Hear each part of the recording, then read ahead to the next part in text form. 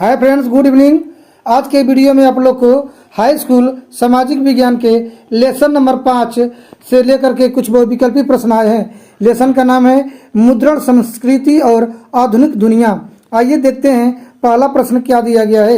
ये सभी प्रश्न बहुविकल्पी हैं। तो पहला प्रश्न दिया गया है कि समाचार पत्र केसरी का प्रकाशन निम्न में से किसने किया था। केसरी का प्रकाशन किसने किया था? तो आपका विकल्प नंबर ख सही हो जाएगा। बाल गंगाधर तिलक ने केसरी का प्रकाशन किया था। केसरी एक समाचार पत्र था। ठीक है, आइए देखते हैं दूसरा प्रश्न क्या दिया गया है कि निम्न में से मार्टिन लूथर क्या था। मार्टिन लूथर क्या था? तो दूसरा का विकल्प नंबर कौन सा सही हो जाएगा? तो दूसरा का विकल्प नंबर क सही हो जाएगा। धर्म सुधारक थे। और समाचार पत्र केसरी के प्रकाशन निम्न में से किसने किया था? तो बाल गंगाधर तिलक ने किया था। ठीक है, आइए देखते हैं तीसरा प्रश्न क्या दिया गया है। तो तीसरा प्रश्न दिया गया है कि बंगाली भाषा में प्रकाशित सबसे पहली संपूर्ण आत्म कहानी कौन सी थी। बंगाली भाषा में प्रकाशित सबसे पहली संपूर्ण आत्म कहानी कौन सी थी? तो तीसरा का विकल्प नंबर ग सही हो जाएगा। अमर जीवन। कौन सा विकल्प हो जाएगा? ग, यानी कि विकल्प नंबर ग पका दिया गया, अमर जीवन। ठीक है, चौथा सवाल का दिया गया है कि निम्नलिखित में से किस दार्शनिक की रचनाओं ने फ्रांस में क्रांति के लिए परिस्थितियां पैदा कर दी थी। निम्नलिखित में से किस दार्शनिक की रचनाओं ने फ्रांस में क्रांति की परिस्थितियां पैदा कर दी थी? तो चौथा का विकल्प नंबर कौन सा सही हो जाएगा? क, यानी कि रूसो।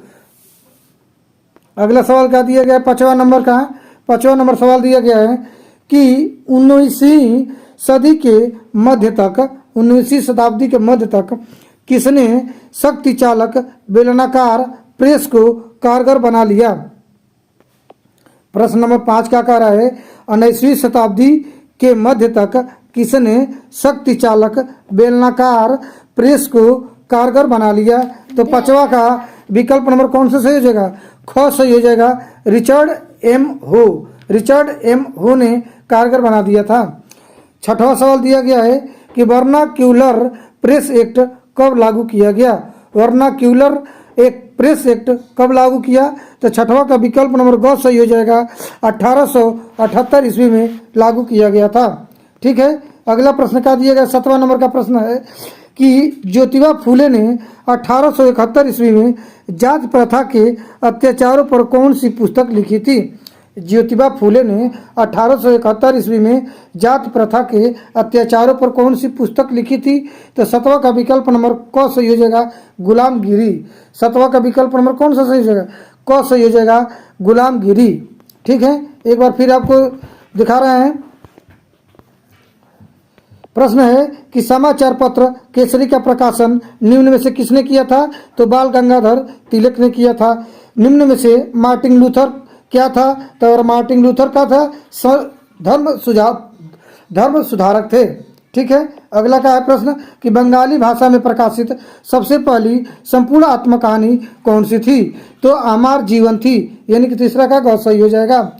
निम्नलिखित में से किस दार्शनिक की रचनाओं ने फ्रांस में क्रांति के लिए परिस्थितियां पैदा कर दी थी? तो विकल्प नंबर क सही हो जाएगा, रूसो। ठीक है, पांचवा सवाल का दिया गया है कि 19वीं शताब्दी के मध्य तक किसने शक्ति चालक बेलनाकार प्रेस को कारगर बना लिया।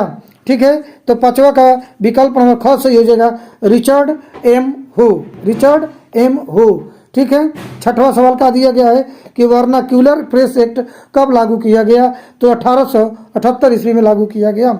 7वां सवाल का दिया गया है कि ज्योतिबा फूले ने 1871 ईस्वी में जात प्रथा के अत्याचारों पर कौन सी पुस्तक लिखी थी? तो गुलामगिरी। 1857 ईस्वी में बाल पुस्तकें छापने के लिए प्रेस किस देश में स्थापित हुआ? तो 8वां का विकल्प नंबर कौन सा सही हो जाएगा? घ सही हो जाएगा, फ्रांस में छापना स्थापित हो गया था। सवाल दिया गया है, इसमें एक स्टेटमेंट दिया गया है कि हे निरंकुशवादी शासकों, अब तुम्हारे कांपने का वक्त आ गया है। आभासी लेखक की कलम के जोर के आगे तुम हिल उठोगे। तो यह कथन किनका है? ठीक है, तो 9वां का विकल्प नंबर क हो जाएगा, सेबेस्तियन मार्सिये।